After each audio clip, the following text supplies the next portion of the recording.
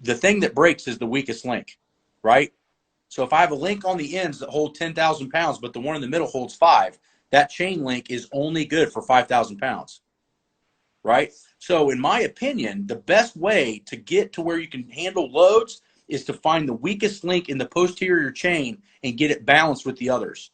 So if I have a lumbar weakness issue, a glute activation issue, a hamstring to quadricep dominance issue over 60-something% that's going to cause a knee issue, or I have a posture problem, which if you read a lot of the old Soviet training manuals, a lot of them in the first few chapters tell you to fix all postural deficiencies before heavy loading can occur. And if the Army did that, they would save 75% of their fucking problem, right? You just have to fix postural deficiencies, and it's becoming harder and harder and harder to do because us as a population, as a society, we sit down, we don't do gym classes anymore, we're not physically active. So you can't attack that problem the same way you could in like 1965, where Yes. every kid played outside, every Yes. kid had physical capacity. Now we have zero capacity and zero posture, and then we're asked to fix this complex problem.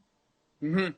2 points there that I want to touch on. Number one, you talked about the posterior chain, and it is so hard to get people to understand, like everything that we do, our eyes are on the front of the head, right? So we pay attention to everything on the front, but we have posterior neglect, right? And so people got to work on the stuff on the back, and no, you don't necessarily see it, but that's the stuff that's going to keep you healthy. So number one, that I love that point.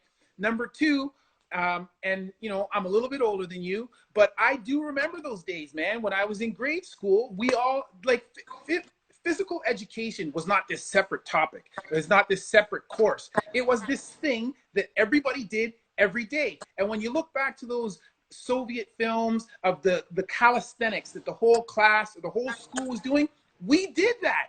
And that was, in my opinion, that was a good thing. We were healthier, we were more active, more in shape. And now it's like, oh, you know, Billy doesn't want to do that. He can sit out. No, shut up. Get out of here. We shouldn't be.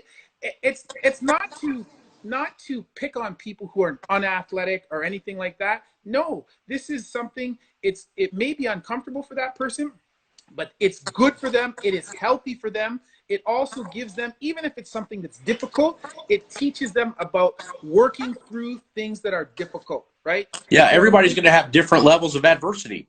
Exactly. So you know, we don't pick on kids that are, you know, education deficient and can't learn math or science. We try to give them tutors and help them and make them better. We don't do that shit for physicality, and now we're going to pay for it because our entire medical system and society is falling apart at the seams with obesity and diabetics and stuff like that. Where's all the wellness coaches that should be hired for all these schools that are forcing these kids to get in better shape and eat healthier?